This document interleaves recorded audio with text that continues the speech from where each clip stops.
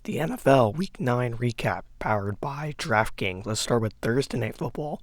The Rams take on the Packers, a 19-14 victory for LA, and it gives the Packers their first loss of the season. So that means every team has at least one loss. Jared Goff with not the best of nights. Neither was Aaron Rodgers. Both turned over the ball twice. Goff with the fumble in the fourth quarter. Sammy Watkins and Jordy Nelson, the receivers that led for both teams. The Saints and the Panthers getting a big upset on the Saints, so that hurts New Orleans' chances at getting the one seat in the NFC South. New Orleans goes to 5-3. Drew Brees with 3 total touchdowns and an interception. Cam Newton with 3 rushing TDs, the most of any quarterback in NFL history. 1 passing TD. Christian McCaffrey with the rushing TD. So the first game without Kelvin Benjamin is a success. Buffalo, they take on the Giants, a 22-16 win for New York. A big upset for the Giants, and it ends the Bills' 2-game winning streak. Buffalo falls to 4-4. Tyrod Taylor didn't have the best day.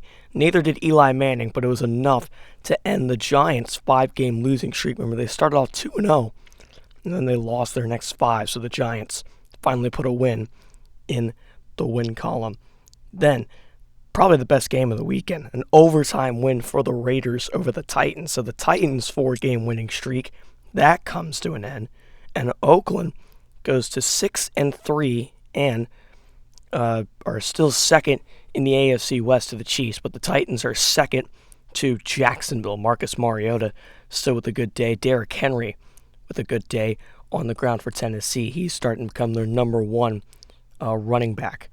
Then the Falcons with a dominating win in Baltimore. They win 27-10, and they pull away for the lead in the NFC South. They're in front of the Saints by 1 game. Matt Ryan, 19 for 34, 237 yards, and a touchdown. Devontae Freeman ran all over the Ravens. Joe Flacco, 20 for 41, 192 yards, 2 interceptions. Anthony Collins was the only touchdown for the Ravens as they fall to 4-4. New England, they won 38-14. Pretty big win for them over the Cardinals. And New England goes to 8-1 as they go into their bye week for Week 10. Tom Brady only 8 incompletions and 232 yards through the air. All 3 running backs had over 50 yards. Lewis, Gillislee, and White. Carson Palmer didn't have a bad day other than the interception, but the Cardinals fall to 2-6 and are last in the NFC West. Speaking of the NFC West, the Seahawks lose to the Bengals on a last-second field goal. Andy Dalton was able to get that team in the field goal range. It was a 40-yarder for the win, but the Bengals go to 4-4. Dalton didn't have a bad day. Neither did Russ. Both threw an interception, though. And the only difference was the rushing game. Hill 78 yards and a TD, but Rawls had more rushing yards. Shows what a back-and-forth game this game was. Then, how about this? 41-12. The Cowboys just absolutely smothered the Miami Dolphins, which were coming off a big win in Week 8 against the Chargers. Dak Prescott had a remarkable day. Zeke had a huge day on the ground with 2 TDs. Jay Cutler absolutely struggled for Miami, but the Cowboys go to 7-1 and look like Super Bowl contenders. The Dolphins fall to 3-6 and will have to just plan for next season. These two are supposed to go against each other Week 1, but the hurricane impacted that. But the Broncos get a comeback win. They were down by 17 at one point, and they come back and win. 2-6 now for the Broncos. Simeon, 25 for 43, 267, the most this season. 3 TDs and a big. Winston with similar stats. He has had more yards and was more accurate on the afternoon. Tampa Bay goes to 3-5 and are now last in the NFC South.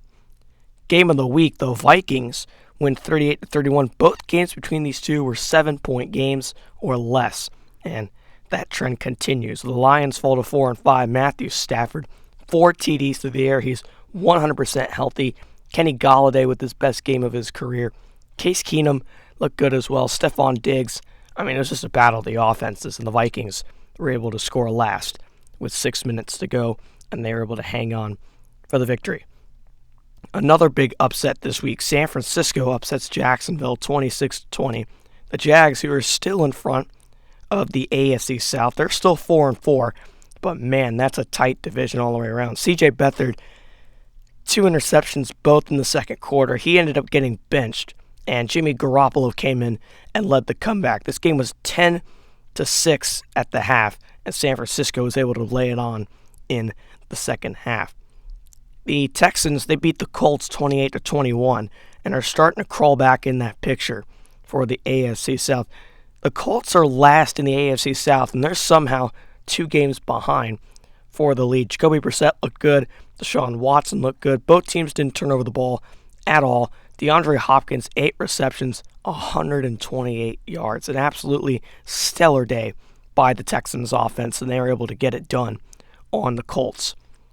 The Chargers win 35-14 against the New York Jets. The Jets have not been able to win games very much this season. You have to wonder, is Josh McCown the guy? He wasn't too bad today, but Brandon Powell, 2 fumbles, both of them lost, and that's what hurt the Jets offensively. But the Chargers, Phillip Rivers didn't look bad, didn't have the amount of yards everyone expected him to have, but he still threw for 3 TDs, one of those to Keenan Allen.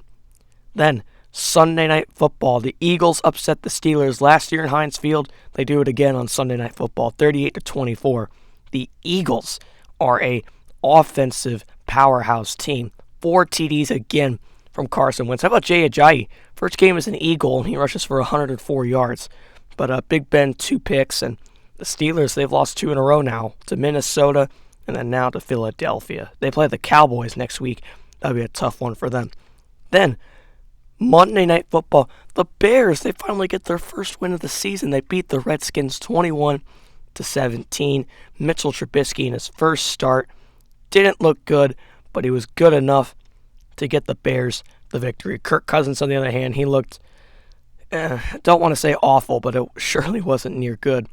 Thompson had a big day on the ground. Pryor had a big day through the air, but it's not enough for the Redskins. And the bye week teams, Kansas City and Cleveland, the Bucs and the Broncos were supposed to have a bye week, but they played each other this week due to not playing week 1. So there really is the Chiefs and the Browns on a bye.